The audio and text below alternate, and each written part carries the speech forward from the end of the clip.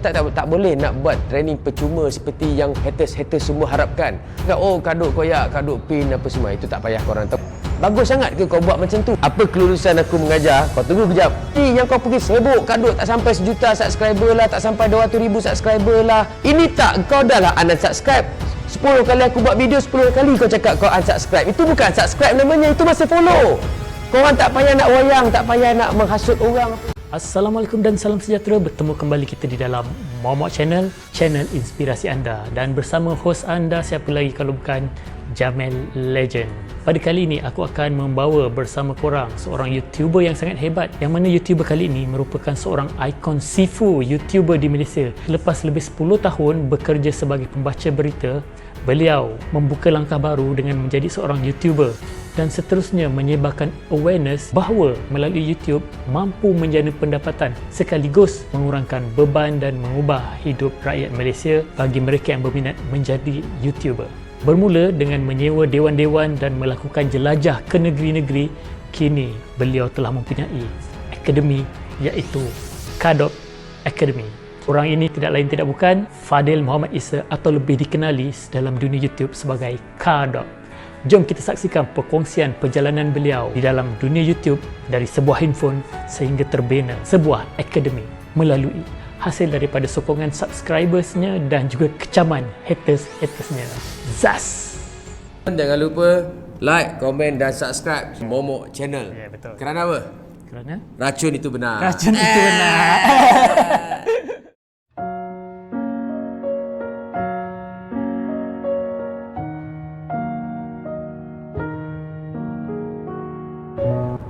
Nama saya Fadil bin Muhammad Isa, berasal dari Sibu, Sarawak, berusia 36 tahun, sudah berkahwin, mempunyai 3 orang anak.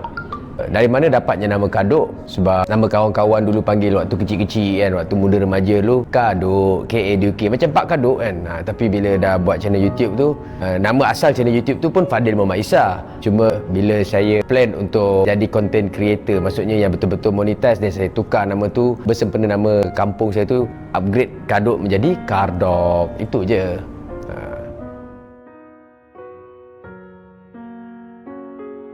So dari mana tercetusnya jadi content creator? Sebab saya rasa macam pendapatan saya tak cukup banyak waktu tu, jadi saya nak menambahkan pendapatan sampingan. Waktu tu saya jadi pembaca berita. Dan kenapa saya membawa konten-konten creator? Sebab waktu itu saya ada Lotus, saya ada BMW, saya ada Renault, saya ada Peugeot. So saya sekadar nak berkongsikan pengalaman saya memiliki kereta apa semua kan. Cuma tak sangka lah benda tu membuatkan nama saya cepat naik. So orang pun ingat yang Kardok ni adalah channel berkaitan dengan kereta. Itu je. Tapi sebenarnya the idea is actually untuk saya buat vlogging pasal kehidupan apa semua. Bukanlah sepanjang masa nak buat kereta. Cuma waktu itu konten ni adalah kereta. Benda yang saya tahu kan. Tapi taklah saya pandai sangat. Dan orang pun mulai suruh, kau review lah kereta aku juga, kau review lah kereta aku juga. Tapi kalau kata tak boleh pula, nanti orang kata sombong. Tapi nak kata boleh pula, aku ni tak pandai sangat. So I just do my best lah. And then saya pun nak buat sesuatu yang berbeza dengan content creator kereta-kereta lain. So saya just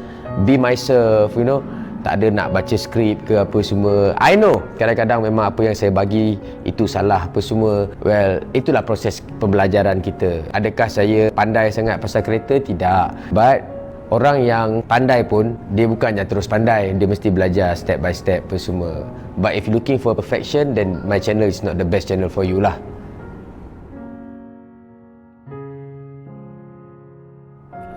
Dari mana datangnya idea nak buat kelas? Orang macam saya yang cepat bosan melakukan apa yang dia lakukan apa semua. Saya suka melakukan sesuatu yang baru, sesuatu yang mencabar. Mungkin ianya part of myself where I always want to help others in the possible way that I know. But at the same time, orang cakap nak tolong-tolong orang juga, tapi kita pun kena tolong diri sendiri juga apa semua kan. So dalam konteks menampilkan yang terbaik dalam diri sendiri dan orang lain, saya percaya kalau saya nak berjaya dalam satu perkara, saya kena tolong orang juga contohnya. Jadi pada ketika saya dah start monetize pada ketika itu, sebab bulan pertama saya jadi content creator, the moment saya dapat monetize channel saya, pendapatan saya waktu tu 2,900. Dan saya cakap, kenapa? Ini macam senang sangat orang buat 2,500. Mungkin ada setengah orang cakap benda tu tinggi, ada orang cakap benda tu rendah. It doesn't matter. Untuk orang macam saya, itu pendapatan sampingan yang tak ramai orang Malaysia tahu pun. Kalau lah aku tahu YouTube ni boleh buat duit dari dulu, kan lagi bagus. So Aku fikir kenapa orang Malaysia tak terdedah dekat benda ni, sebab tak ada orang nak mendedahkan benda ini. Saya percaya Momok Channel pun antara bekas pelajar yang pernah masuk channel YouTube saya, sebab kalau tidak tak ada orang nak ajar sebelum ni. Jadi the moment saya dapat monetize, saya tahu sebab saya pernah jadi jurulatih khidmat negara. Apalah gunanya ilmu aku sebagai seorang jurulatih kalau aku tak pakai. Lepas habis program khidmat negara, saya jadi pembaca berita, saya jadi cabin crew. Pengalaman tu ada tau. So saya cuba gabungkan pengalaman menjadi jurulatih, saya cuba gabungkan keputusan saya menjadi content creator, kebolehan itu ataupun keputusan itu saya gabungkan. Saya rasa you know what, aku kena ajar orang. Sebab kalau aku tak ajar orang, orang tak tahu. Ianya sama macam ketika saya buat Grab dulu. Aku boleh buat pendapatan dekat Grab. Aku ambil kesempatan itu, aku train ramai orang, aku rekrut ramai orang, dan pada masa yang sama aku boleh menjana pendapatan dan orang lain juga boleh menjana pendapatan. Itu idea dia. Bukanlah nak ambil kesempatan ke apa semua. Sebab bila saya buka kelas untuk mengajar, bukan bermaksud kau wajib datang kelas aku. Tidak. Of course, dekat YouTube kau boleh belajar, dekat e-book kau boleh baca, dekat mana-mana tempat pun kau boleh dapat maklumat itu bagaimana nak menjadi content creator. Cuma saya anggap diri saya ni bodoh lah. Aku tengok YouTube, aku tak faham. Aku baca buku, aku tak faham. Kat mana aku nak dapatkan rujukan? Kat mana senang aku nak belajar? Dan dari situlah tercetusnya nak mengajar orang buat kelas.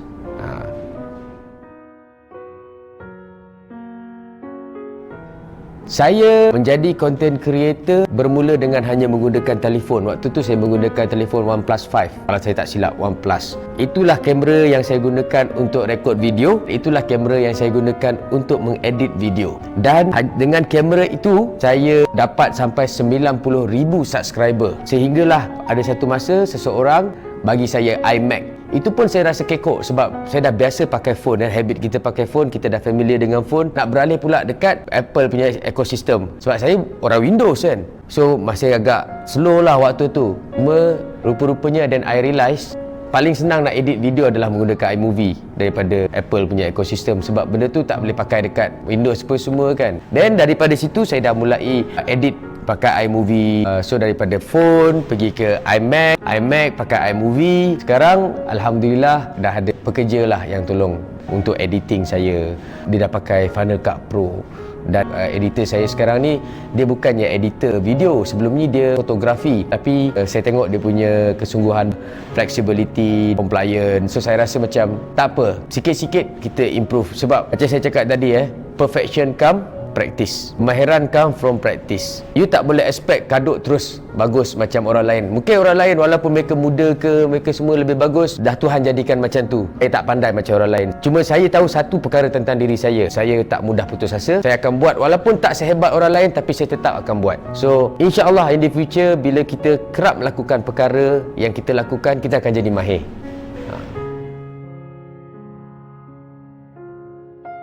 Racun itu benar datang secara kebetulan sebenarnya. Sebab bila saya buat review pasal kereta Lotus ke apa semua kan, orang macam terpengaruh.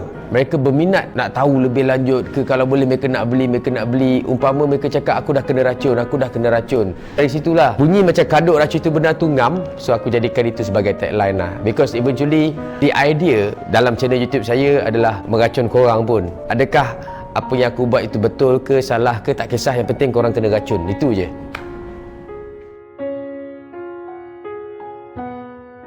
Adakah saya berpuas hati dengan pencapaian yang saya ada sekarang? Of course saya tak puas hati, dan tak pernah pun puas hati. Nak tahu macam mana kalau saya puas hati?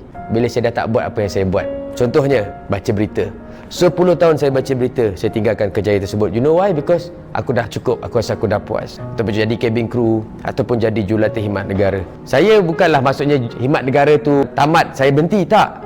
Ada satu masa itu saya rasa macam, you know what, I had enough being a trainer. Sembang bukan main, tapi dalam hidup result tak ada apa-apa. So you know what, sebagai seorang master trainer, I think I had enough, I'm good at it, I should keluar and create my own result dekat luar. Dan aku berhenti jadi trainer. Waktu tu aku dah puas hati. Selagi aku tak berhenti, bermaksud aku tak puas hati. Apa yang aku buat sekarang ni masih, orang cakap tip of the ice, masih the beginning.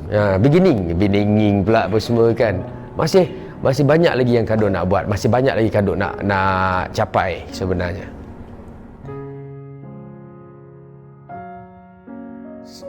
Basically, selain daripada buat video, then of course semua orang dah tahu saya mulai untuk mengadakan akademi untuk melatih orang-orang, especially dalam bidang e-platform ni. In the future, dalam perancangan saya dekat Kadok Academy ni, selain daripada mengajar YouTube, mungkin saya akan mulai mengajar topik-topik lain, contohnya editing, fotografi, forex, mungkin website, mungkin penulisan skrip, apa saja berkaitan dengan konten. Bukan hanya basic mengajar YouTube. Adakah saya tahu buat semua ni? Tidak. Tetapi saya ada connection, saya ada kawan-kawan, saya ada YouTuber-YouTuber lain yang mungkin mahir dalam bidang masing-masing. Macam kawan saya seorang yang memiliki Lotus 311, dia merupakan penulis skrip Pimai-Pimai Tang Tu. Dia banyak buat filem, dia banyak buat drama-drama. So, kalau kita nak belajar ilmu itu dekat universiti, mahal, lepas tu lama. What if kalau aku boleh buat crash course? Basic, orang boleh belajar. Harga marhain untuk orang marhain. So, the idea Kadok Academy ni adalah untuk menyediakan education itu, tapi nak kata free tu tak boleh, impossible. Saya bukan anak orang kaya, bapak saya masih lagi security ladang dekat Sarawak, bukannya duduk kira duit apa semua, tidak. Dan saya pun bekerja, menanggung keluarga apa semua, menyewa tempat ini, menyediakan premis ini. Walaupun saya tak berhutang, saya menggunakan duit saya. Duit saya tu, orang cakap lah, macam gunung, kau tarah-tarah pun duit akan habis apa semua kan. So, saya tak boleh nak buat training percuma seperti yang haters semua harapkan. Tak boleh, impossible. But I will try my best to lower the cost. Lower the cost cukup untuk apa orang cakap, beli kereta lagi sebiji. Saya tak ada lah. Cukup lah untuk bayar sewa, bayar pekerja, bayar bil elektrik, bayar insurans nyawa saya, anak bini apa semua, bayar hutang-hutang kereta. Bukanlah nak jadi kaya, tapi kalau dapat apa cakap, kehidupan itu yang mana kau tak miskin, tapi pada masa yang sama kau tak tekan orang. Aku tak tahu nak cakap macam mana lah. The idea is aku nak cari sumber rezeki yang halal. Itu je. Kalau korang rasa kelas aku ni tak berbaloi, kalau korang rasa apa yang aku nak buat ini tidak mendatangkan nilai, maksudnya tak payah subscribe, tak payah datang kelas apa semua. Tak ada paksaan tau. Tapi janganlah sampai tahap kalau tak suka itu kau nak menjatuhkan. Itu cabaran orang Melayu berniaga tau. Nak tahu apa dia? Orang Melayu. Cabaran orang Melayu berniaga adalah orang Melayu. Sebab yang akan jatuhkan orang Melayu siapa? Kebanyakannya. Kita lihat dekat komen-komen saya apa semua, dan saya motivator. Setakat saya tengok benda-benda macam tu, saya rasa macam, alah, kau boleh sembang sebab kau tak buat apa aku buat. You don't walk in my shoe. So aku tak kisah. Tapi bagaimana orang-orang lain yang baru nak berniaga? Kalau benda ni jadi dekat mereka, dah lah kau tak menolong bisnes dia, kau cuba nak jatuhkan dia. Dia bukan perasaan hasad dengki tau. Dia memang satu sifat yang kotor dan jijik yang ada pada manusia itu. Okay, kita bukan nak cakap Melayu lah, cuma kita tinggal kat Malaysia, majoritinya Melayu, dan of course klien aku ataupun penonton aku Melayu. So too bad lah, aku kena cakap, dah kita ni kan, kenapa nak bersikap ataupun iri hati ataupun dengki? Kalau tak boleh nak sokong, diam.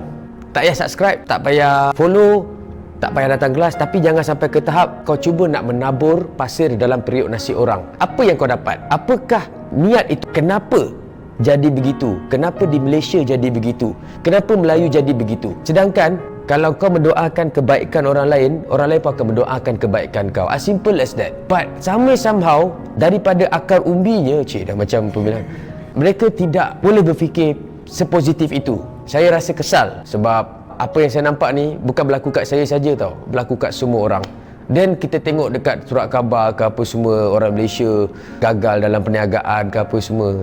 Yang melingkupkan kita adalah orang kita sendiri. Kesal lah benda tu berlaku. Adakah orang cakap, oh kaduk koyak, kaduk pin apa semua, itu tak payah korang tahu, korang kena masuk kelas kenapa aku buat apa yang aku buat. But koyak tak koyak, it doesn't matter. The question is, kenapa kau buat apa yang kau buat?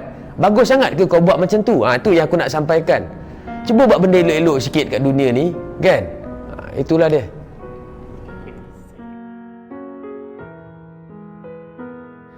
Adakah masuk kelas kaduk confirm kau akan berjaya? Soalan aku. Adakah pergi sekolah confirm akan berjaya? Adakah masuk universiti confirm akan berjaya? Definisi berjaya setiap orang berbeza-beza. Ada orang masuk kelas sebab nak monetize, ada orang masuk kelas sebab nak bergambar, ada orang masuk kelas sebab nak networking, ada orang masuk kelas sebab tak ada live, ada orang masuk kelas sebab dia nak belajar. Syarat untuk monetize 1000 subscriber, 4000 jam tontonan. Masuk kelas, kau belajar pasal apa syarat untuk berjaya. Bukan dia kau kata kau masuk kelas, inilah rahsia untuk berjaya. Tidak. Tapi of course kita akan buat kelas lain, mungkin dengan YouTuber-YouTuber lain, macam mana nak berjaya macam mereka apa semualah. pun belum tentu kau akan berjaya pun. Walaupun kita panggillah maha guru daripada mana pun. So there is no guarantee korang akan berjaya kalau korang masuk kelas kaduk.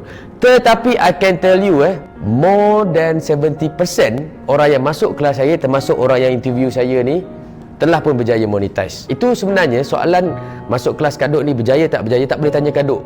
Dia akan bias. Nak tahu masuk kelas kaduk ni berjaya tak berjaya, kena tanya bekas peserta kelas kaduk. Kena tanya dia kenapa dia berjaya. Kena tanya orang yang tak berjaya kenapa dia tak berjaya. Korang kena tengok channel dia, kenapa dia post video, kenapa dia tak post video. Sebab berjaya atau tidak seseorang itu bukan sebab dia masuk kelas atau tidak, tapi bila dia masuk kelas, ianya mempermudahkan dia mungkin. Tak ada garanti.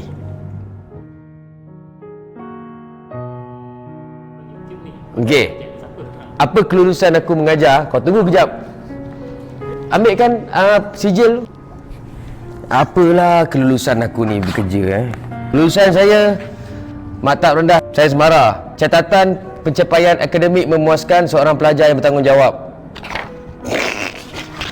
Anugerah kecemerlangan akademik Angkatan Tentera Malaysia. Apalah sijil yang aku ada dalam hidup aku ni Kursus Training of Trainer TOT sebagai Master Trainer, modul pembinaan karakter. Telah mengikuti dengan jayanya kursus jurulatih sebagai peserta. Kursus kejurulatihan, modul pembinaan karakter, kenegaraan dan khidmat komuniti. Sijil ni tak penting bro. Sijil ni tak penting. Layakkah aku mengajar YouTube? Tak layak. Sebab ada orang lain yang lebih layak. Soalan dia kenapa mereka tak ajar? Itu yang aku nak tanya korang. Aku tahu aku boleh menjana pendapatan dengan YouTube. Tak banyak macam Sugu Pabrita. Banyak sud dia punya pendapatan. Tak banyak. Tapi aku mendapat bayaran yang konsisten 4 angka. Korang tak nak ke pendapatan 4 angka tersebut? Tak banyaklah 4 angka tu. 1000 pun 4 angka juga. Sampingan apa semua kan. Despite of apa saja bisnes yang aku buat apa semua, aku masih lagi berjana pendapatan dekat YouTube. Korang tak nak belajar ke? Aku nak ajar ni, korang tak nak belajar ke? Soalan dia, kenapa kau nak mempersoalkan orang yang nak mengajar tersebut? Kau kena persoalkan diri anda tu sendiri. Korang nak belajar atau tidak? Itu je sebenarnya. Kalau nak belajar, ada cikgu. Kalau tak nak belajar, tak payah peduli. Sama ada cikgu tu kredibel tak kredibel, kau masuk kelas dia dulu. Kalau kelas dia tak bagus, cakap ke orang kelas tu tak bagus. Kalau kelas tu bagus, bagi tahu orang kelas tu bagus. InsyaAllah, saya ni nak kata layak tak layak, tapi kita dah ada Marjan TV masuk kelas saya. Saya ingat setahun yang lepas dia masuk kelas saya. Sekarang dah dapat silver play button. Munjay Goodman dah dapat silver play button. Sazali Samad, sebelum jumpa saya dia ada channel YouTube tau. Dah lama dia ada channel YouTube, 1000 subscriber.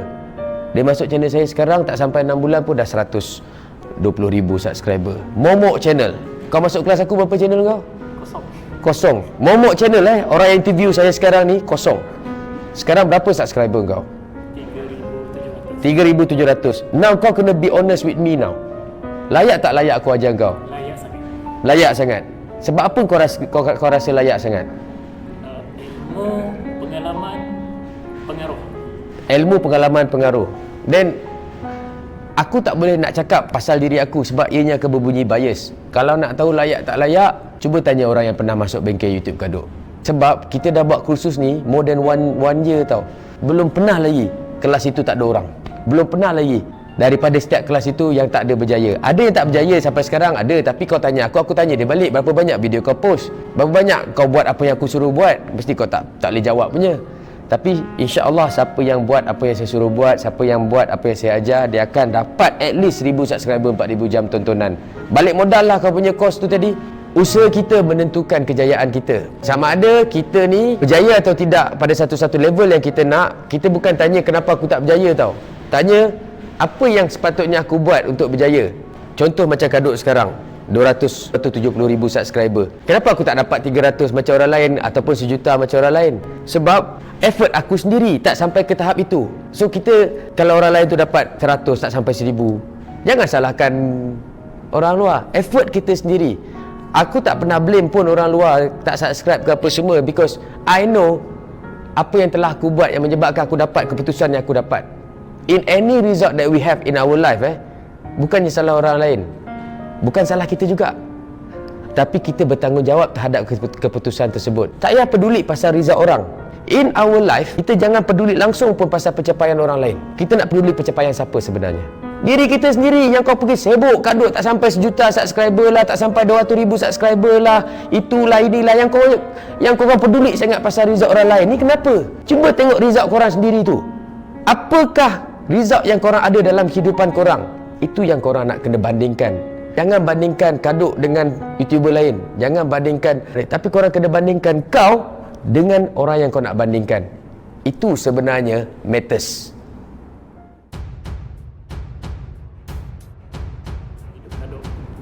Falsafah hidup saya, menampilkan yang terbaik dalam diri sendiri dan menampilkan yang terbaik dalam diri orang lain.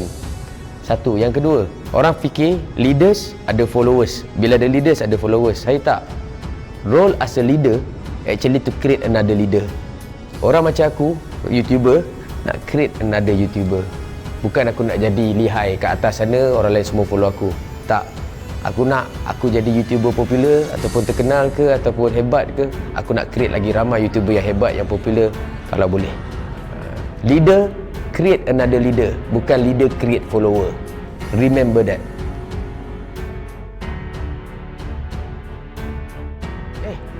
Bukan bisnes tak jalan, bukan tak ada sambutan. Kau bayangkan aku ambil tempat ni sebelum PKP. So aku tak buat loan bank. Aku pakai simpanan aku daripada aku YouTube ni, daripada mengajar.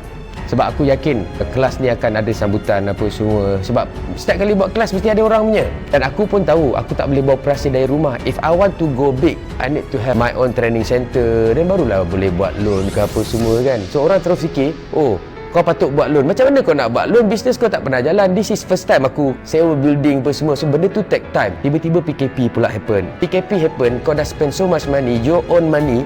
Bukan duit orang, bukan duit funder, bukan duit apa. Duit sendiri, usaha sendiri. And PKP happen, kalau kau tahu PKP happen, kau takkan buat benda ni. So sekarang, kita baru lepas habis PKP, fasa pemulihan. Aku start dengan cat aja dulu mula-mula. Cat, asalkan boleh buat training. Ada kipas, ada kerusi meja. Jalan. Ada peserta 30-40 orang minggu pertama. Minggu kedua 30-40 orang. Tapi aku tahu kalau aku nak keep pace ini, aku perlukan tempat training yang selesa. So bagaimana aku nak buat tempat training yang selesa? Kalau duit yang aku ada dalam bulan pertama hanya mampu nak bayar sewa, balik modal balik, collect balik apa, 3 bulan kau tak ada pendapatan contohnya kan. Apa yang kau nak buat? So aku just fikirkan bagaimana kalau orang lain boleh menyumbang kepada pelajar-pelajar yang tak mampu. Sebab ramai yang PM aku tak mampu. Tapi aku pun tahu aku tak boleh bagi mereka free. Aku bukannya hipokrit cakap aku boleh bagi kau training free, aku banyak duit ke, tidak. Aku tak boleh jadi hipokrit macam tu. But mereka ni perlukan pertolongan. Mereka nak belajar YouTube. Ada orang ada duit, tapi kau tak nak jadi YouTuber. What if kalau orang lain boleh menyumbang kepada mereka? Aku sebenarnya minta derma untuk mereka. Yes, duit itu akan dapat dekat aku balik. Sama juga kalau aku tak minta derma untuk mereka pun, aku still buat training. Orang tetap akan bayar aku. Cuma aku jadi orang tengah itu untuk kau derma untuk mereka. Adakah mekanisme aku itu yang terbaik? Tak semestinya. I know it's not the right way of doing it lah. But that is where I boleh admit yang aku belajar daripada mistake. Ke lepas ni kita tak payah nak buat macam ni ke kan.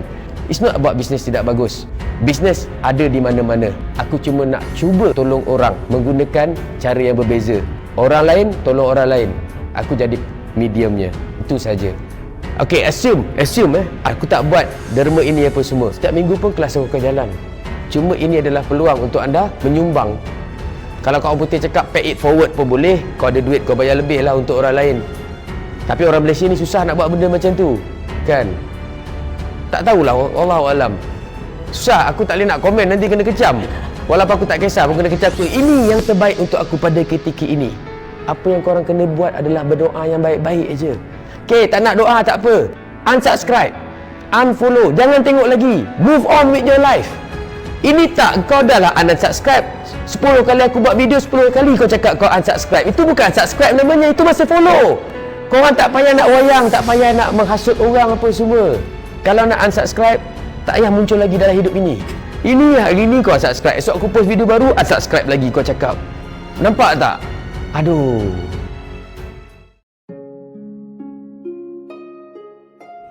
Okey, pesanan saya kepada YouTuber-YouTuber pemula, hanya korang je boleh decide sama ada channel korang akan berjaya atau tidak. Orang lain tak boleh tentukan. You decide your own fate in this world. Kalau korang mudah putus asa, then korang tak akan berjaya lah. Tapi kalau korang sabar, korang konsisten, korang istiqamah, insyaAllah rezeki tu ada untuk anda, insyaAllah. Okay, sooner or later je. Kepada haters di luar sana, keep it up, don't give up.